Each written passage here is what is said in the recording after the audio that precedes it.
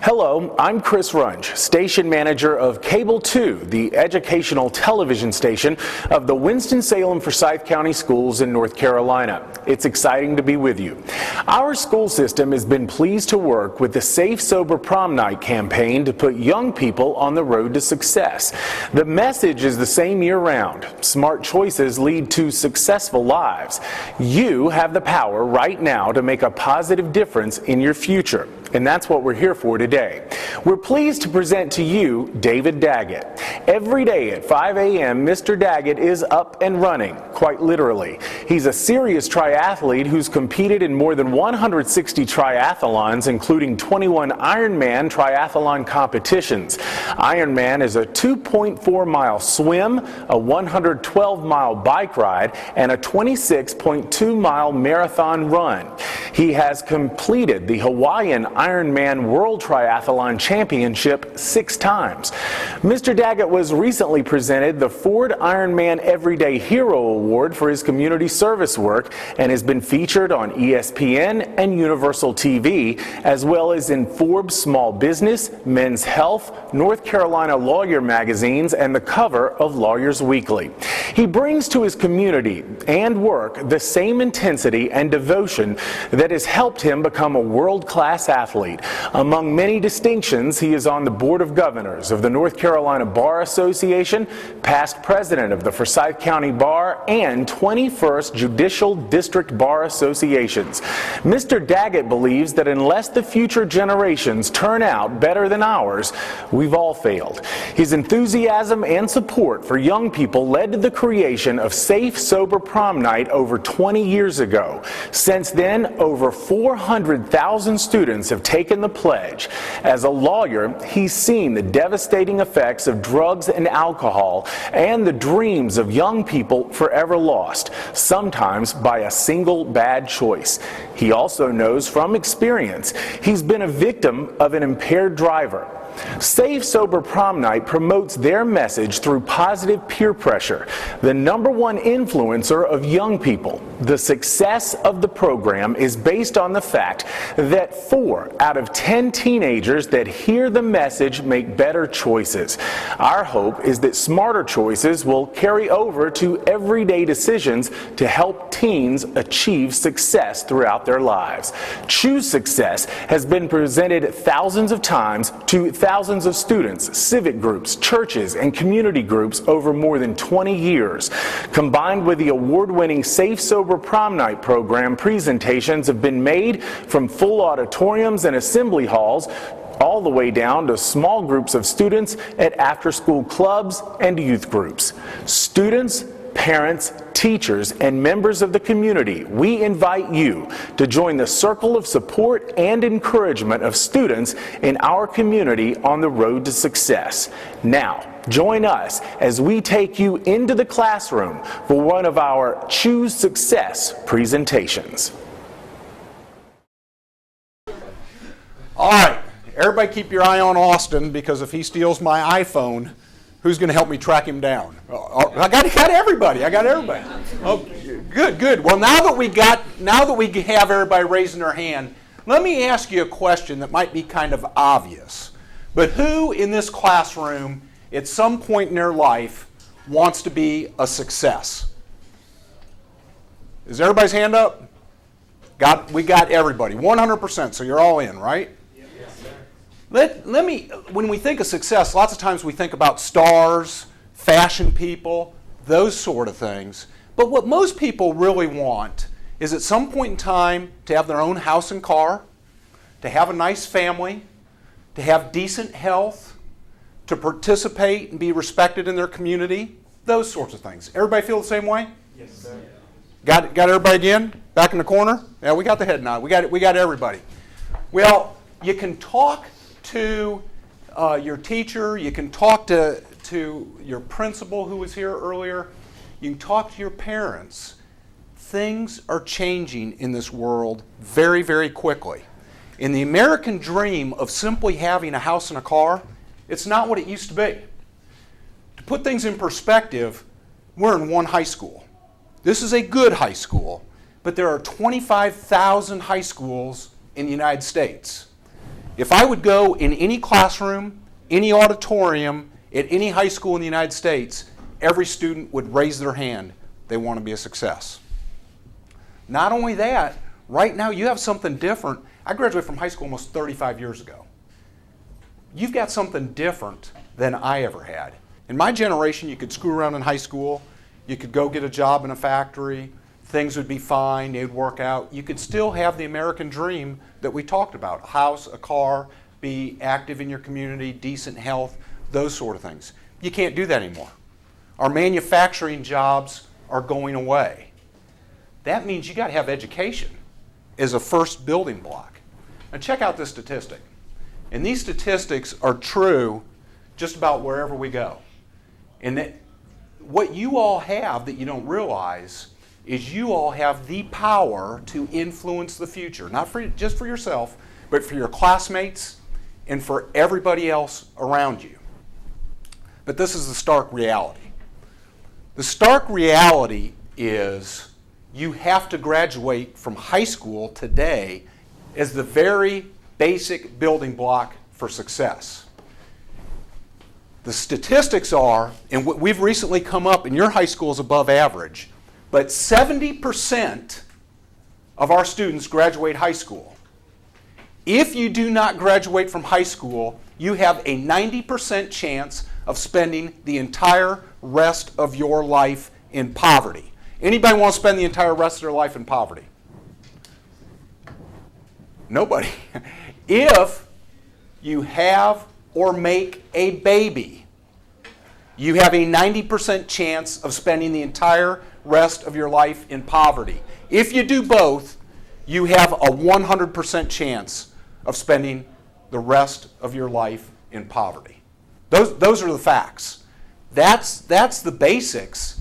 And some of you are in that percent. Some of you are going to spend the entire rest of your life in poverty unless you start right now, and make the decision you're going to do something different about it. On top of that, what do you think the most dangerous thing a teenager age 16 to 19 can do? It's more simple than that. Smoke, do bad things. What else? Do bad in school. Do bad in school. It's more simple than that. Bad decisions. That's part of it. The most dangerous thing you can do as a teenager is ride in a car.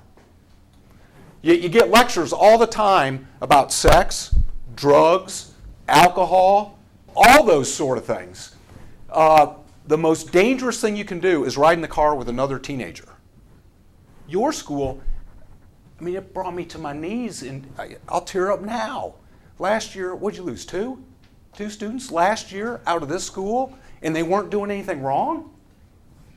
It's devastating. The most dangerous thing you can do is ride in a car. You add on top of that texting, drinking, drugs, you've got an absolute lethal formula. And I'll tell you what I used to do. 20 years ago, I would come in here and I would show you pictures up on the screen of wrecked cars, of blood and guts, of all that kind of stuff. But you know what? You guys have seen all that. You know what got invented in the meantime? The internet. Seatbelts are older than 20 years, but that's a good answer. But the internet. So you guys have seen all the gory pictures. That stuff's real to you. And what I have found is students don't respond to gory pictures the way Mary Beth and I did when we were students. That stuff scared us. It doesn't scare you anymore. So I had to go back and I had to rethink talking to students. What gets through and what do students want? And the thing that I find is that students, regardless of where they come from, they are dying for guidance, leadership, direction, and put them on the road to success. How can I succeed? That's nice, you're showing me a crashed car. My name's Jay, I'm a good kid, I don't drink and drive. I want to be a success. What am I going to do? So there are libraries that are full of success stories and success tips that you read forever and it gets to be gobbledygook. I'm just going to leave you with 3 points on being a success. And if you do these 3 things, I guarantee you that you have a chance of having everything that you all raised your hand at the beginning. And it's more than a chance, it's a guarantee. And the first thing is to dream big. Have your goals high. You can accomplish whatever you want to accomplish in life, but you got to set those goals and you have to go after them. Now, what does it take to go after a dream? A decision, motivation, hard work. You really have to do it. And it's got to have some sense of reality to it also. Now, I am not a fast sprinter. I can't jump very high. And I'm 5'10". My hand-eye coordination isn't real good. What can I probably not do? I'm not going to be an NBA center. Okay? That's not going to happen. So your dreams got to have a dose of reality to them. But once you have the dose of reality, they can be as big as you want them to be. You can be like your teacher, Mr. Berlinger, a coach, respected guy in the community. You can be a principal. You can be a doctor, lawyer, architect. Whatever you want to be, you can do it with hard work. If you're not willing to do the motivation, the discipline, all those things you all just said, it's not a dream, it's wishful thinking. And the world is full of folks with wishful thinking. Have you all ever heard the story about the guru? I've heard about a guru before. Which guru is it? I don't know. The success guru? Not really. Get up here, Austin. Sit. Okay, this is Austin. We're going to use Austin. Okay, let me tell you a quick story. It goes kind of like this. There was a real good-looking young man. You got to pretend just a little bit. Work with me here. Stand up straight. Stand up straight. Get your chin up. He was nicely dressed. He was respectful. Right? Yes, sir. Good. He's catching on. And what he wanted more than anything else, he wanted to be a success. And he told people, I want to be a success. I want to have $1 million. I want to drive a nice car. I want to live in the mansion. What's the secret to success? And they say, go talk to the guru. The guru will tell you about success. So he goes to see the guru. And the guru says, meet me down by the lake. Down by the lake, Austin is saying. Well, Austin puts on his suit. He stands up straight. He goes down to the lake and meets the guru. And the guru grabs Austin and says, walk out here in the lake. And he says, what is this man doing? He's taking me in my only nice suit into the lake. Have you heard this story? Have you heard this story about the guru? Takes him down into the lake. And Austin's thinking, I want to learn about being a success. I want $1 million. I want this. I want that. And this guy's taking me into the water in my only suit that I wore for him today. Takes him a little further. Takes his head and holds him underwater, and lets him up. I don't want to. I didn't mess you up, did I? What do you put on your hair? I don't want to mess you up. So he says, what are you doing? He takes him and holds him longer. And he holds him underwater and he yanks him back up. And this time Austin's gasping. And the guru says to him, he says, you want to know the secret to success? When you want to succeed as badly as you want to breathe, that's when you're going to become a success. When you want to be a success badly enough that you're not going to text while you're driving because you know that's dangerous and it's going to get in your way of being a success. When you want to be a success bad enough that you can say no to alcohol and no to drugs, when you want to be a success that bad, you come back and talk to me. Because until you want to be a success as badly as you want to breathe, you're not going to get there. Anything else you want me to lecture you on? No. Wouldn't you like to be my kids? They got to hear this when they were infants. But let me tell you, anything is possible. Anything is possible. And let me tell you this. And everybody knows I'm an old softy. I can, blood and guts, that kind of stuff. What I do for that I'm pretty tough and I can make it through. But let me tell you this. As Mary Beth said, I've had the fortune when I was younger. I raced triathlons around the world. I've competed in the World Championship 6 times so far. I don't think it's beyond me to go back again. Check this out. This is one of my buddies. And this is 2 days before the Hawaii Ironman last year in Kona, Hawaii. His name's Rajesh. And Rajesh and I here, he's a tall guy, good-looking guy, fit guy, great athlete. We're talking about the race that's coming up in 2 days. Check out Rajesh. Rajesh is a triple amputee doing the race. The guy's got no arms and no legs. And I think I'm tough because I can do this stuff. Anytime you think you can't, go to his website, live-free.net. The guy is absolutely unbelievable, and he'll motivate you beyond your dreams. He's an unbelievable guy. Gang, dream big. Dream big. If he can do what he can do, you guys can all accomplish what you told me that you would do at the beginning. You can do it. There's no doubt in my mind. There's no doubt in my mind.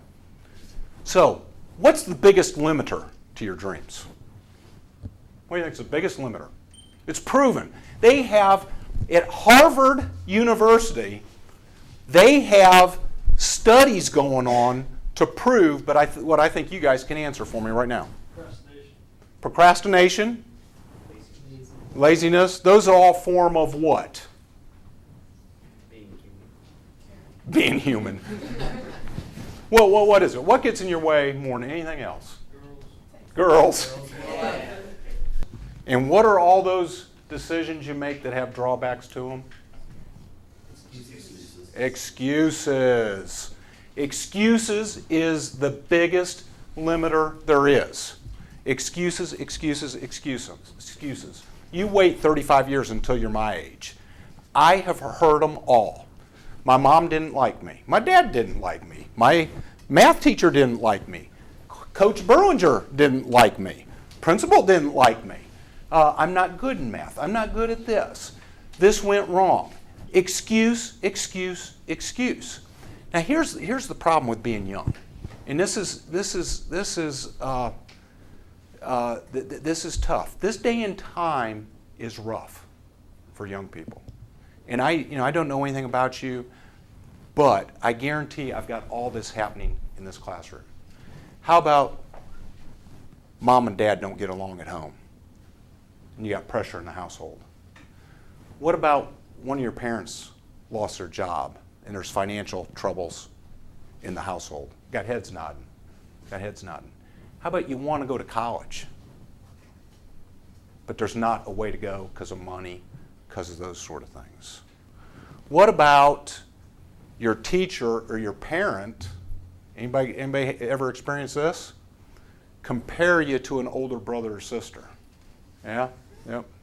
It's tough, isn't it? It's tough. Pressure. And where do you go with that pressure? Where do you go with it? To a bad decision. To a bad decision, and who helps you with that bad decision? Peers. Your peers. All of your friends that are under pressure. They're the ones that suck you into it. And you know what they want to do? They want to have you, and you're going to be there. It's the trap. It is the trap. They're going to want to suck you in, because you were nodding your head to one of the questions. They're going to want to suck you into that peer pressure pity party. And let's do this. Let's do that. Let's go out drinking. Let's have some drugs. Let's escape this for a while. Come on, you'll do it. It's fun. Come on up here.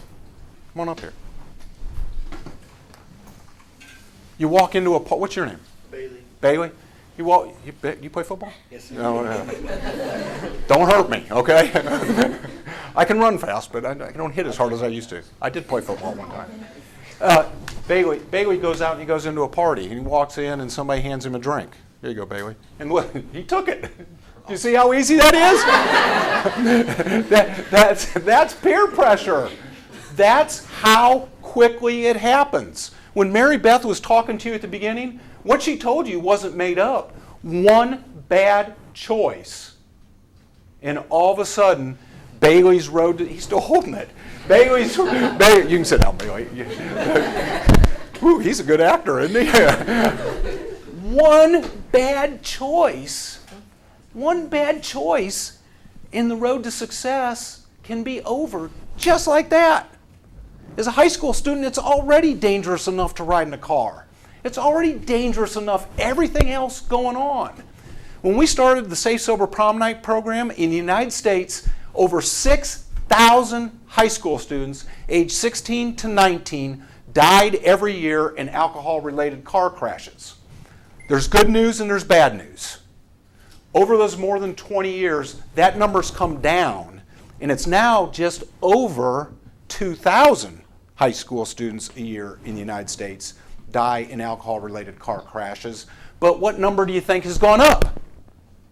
Drinking, like actual drinking. Actual drinking, and what's happened is the number of deaths from alcohol and drugs haven't changed that much. Binge drinking. We got one of the finest medical centers in the nation here. We have a doctor on staff in the emergency department who is renowned nationally and worldwide, has recently been in Parade magazine as an expert on youth binge drinking. You know why she's an expert? Every single weekend, the emergency room is full and overflowing with kids binge drinking, and some of them die. Some of them die. Every weekend. If you don't, go down there tonight. What day of the week? Thursday. Go down there Thursday night. Guarantee you there'll be a student in the emergency room binge drinking. Happens every time. Those are excuses.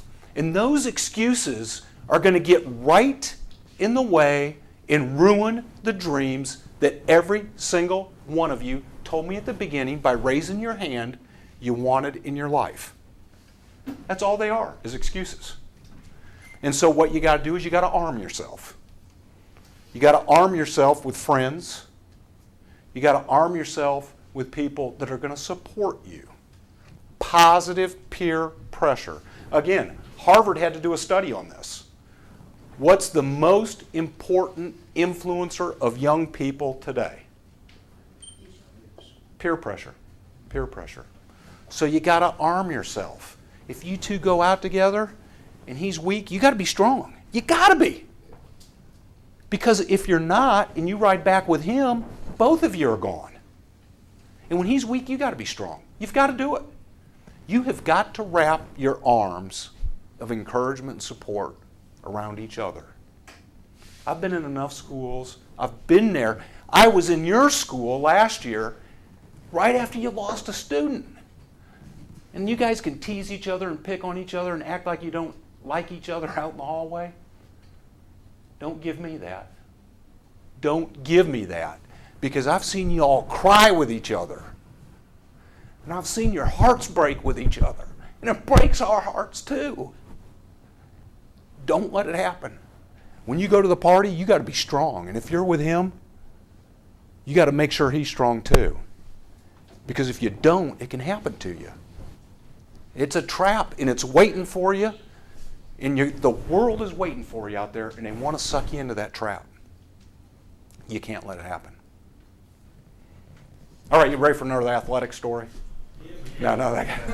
Yeah, this fits into excuses. Remember, I still think of myself at my age as an athlete, and athletes, we're hard-headed, so we learn these lessons, the hard way.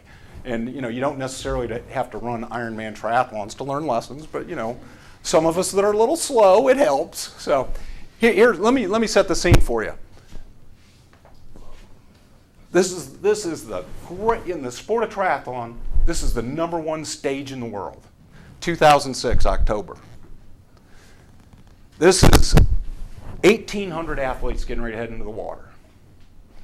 Wide World of Sports said it's the finest collections of athletes on earth, with the exception of Olympic Village, and it may be better than Olympic Village. Also note, because I always put in a spiritual message, Makawikawa Church the steeple is always in every picture. Been there a lot of times and make sure I go and get on my knees and give thanks for what God gave me the physical ability to do. Because all we got is our mind and our body that's given to us from above. And you've got an obligation to use those to the best you can. You got an obligation. You got an obligation to yourself, to your friends, to your family.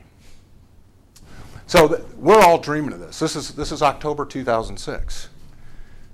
So you got to get there a little bit early, get your stuff set up, get acclimated. Check out what happens. Earthquake, 6.8 on the Richter scale. Now, do you guys know how severe that is? That's what flattened Haiti.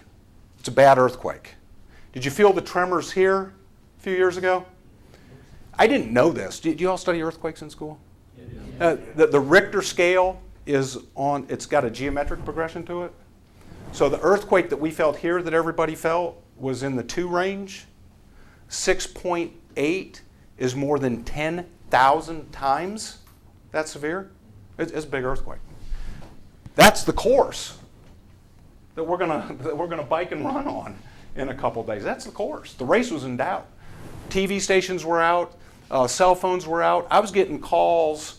Everything was out except for cell phones. I was getting calls from back home. People seeing this on CNN. We couldn't even see it live where we were.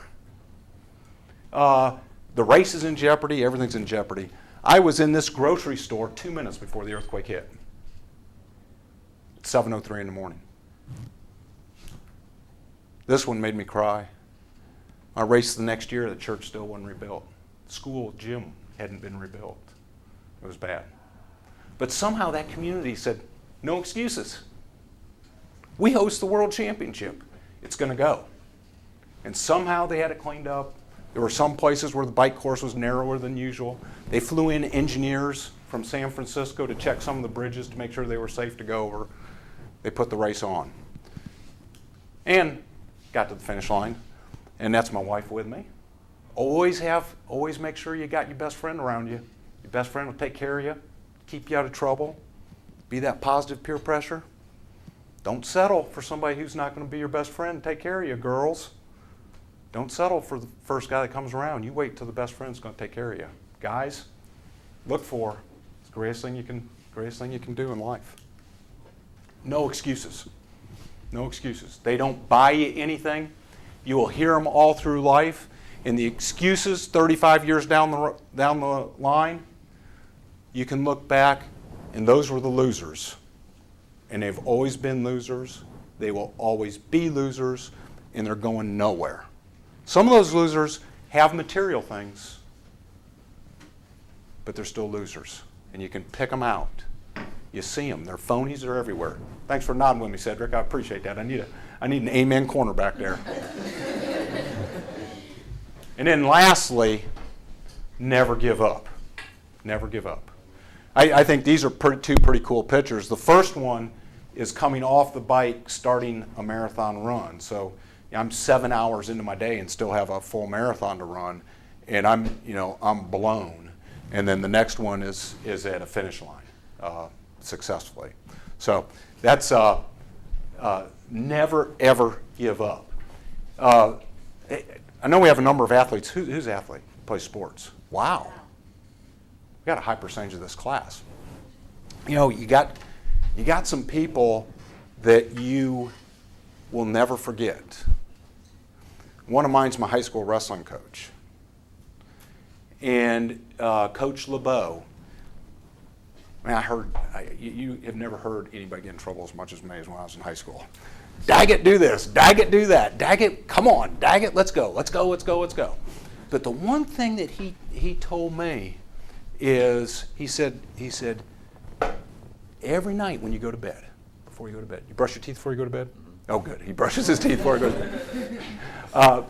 Every night before you go to bed, when you look in that mirror and brush your teeth, you look at that person in the mirror and you look them right in the eye.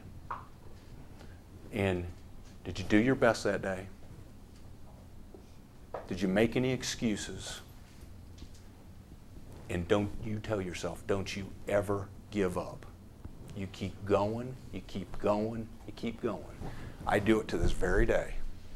I look at the guy in the mirror every day and clear the conscience. It's not always good stuff. It's not always good stuff. Sometimes I got to repent a little when I'm looking at the person in the mirror brushing my teeth before I go to bed.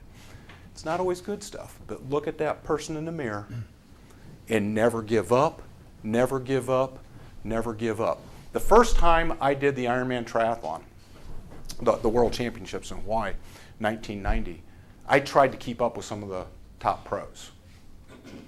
I thought I was close to breaking through, and I went a little too hard on the bike. And by 20 miles into the run, I was shattered. I was blown to pieces. I was dehydrated. And what they did in those days is they came up by you with scooters. The medical check was to ask you your name and your address and all those kind of things to see if you were still coherent. So I was walking down the road, and the scooters were coming by. What I was doing was practicing. My name is, giving my name, my address. I was practicing it inside my head so that when they asked me, I could pass the test, so they'd let me keep going in the race. And kind of a funny story. I was following, I was so out of it, I was following the white line down the road for direction, walking. Do you know what happens to the white line when you get to an intersection? It turns. I had to have some spectators actually point me back on course, get me going. And it struck me right then. Remember I said I was a hard-headed athlete. So I was a hard-headed athlete. And this is how I learned the lesson. It struck me right then and right there. If you keep doing what you're supposed to be doing, you keep working hard, you keep going in the right direction, you surround yourself with people with similar goals, even though you're walking, as long as you keep putting one foot in front of the other, you will get to where you're going. Always, always, always keep putting one foot in front of the other.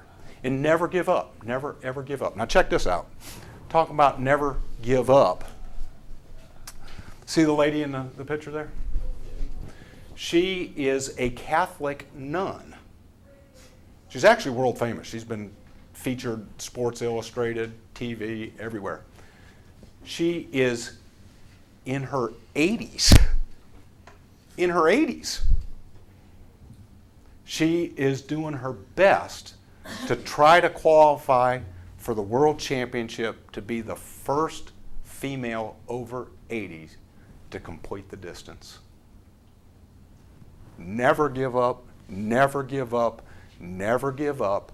I had lunch with her just this past summer because I wanted her to meet my kids.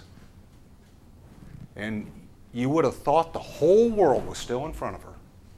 She's in her 80s and she still has goals, she still has aspirations, and she's working every day toward those goals. And if you keep doing that, you might not be as fast as you want to be or as good as you want to be, but you can make it to the finish line. You can make it to the finish line. And you all can do that. So, everybody still want to be a success? Yes, sir. Everybody willing to do those things? Yes, sir. Cedric, come on up here. Oh, no. Let's. You want to be a success? Yes. All right. I'm not going to mess with you. Don't worry. You're bigger than me. He looked at me like I was going to do something to him. I'm not doing anything to him. Let's get Jay and Bailey will get you up here for this too. We're going to have you. You come on over on this side. We're going to have you help lead them, because what we're going to do is we're going to do a pledge, because you all said you're going to do this, right? Everybody stand up. Let's get you to stand up. Come on, let's all stand up. Y'all, if you want to be a success, stand up. Y'all said you did. So we got everybody up. Everybody up. Let's raise your right hand, and Cedric, you're going to repeat after me, leading them. Okay? Everybody repeat with Cedric. All right. I pledge to myself. I pledge to myself, to my friends, to my friends, to my parents, to my parents, and all my classmates. and all my classmates. I will be a success. I will be a success. I will dream big. I will dream big. I will never be limited by excuses. I will never be limited by excuses. And I will never, ever give up. And I will never, ever give up. Because I will be a success. Because I will be a success. I believe you. Good job, everybody. You did it. You did it.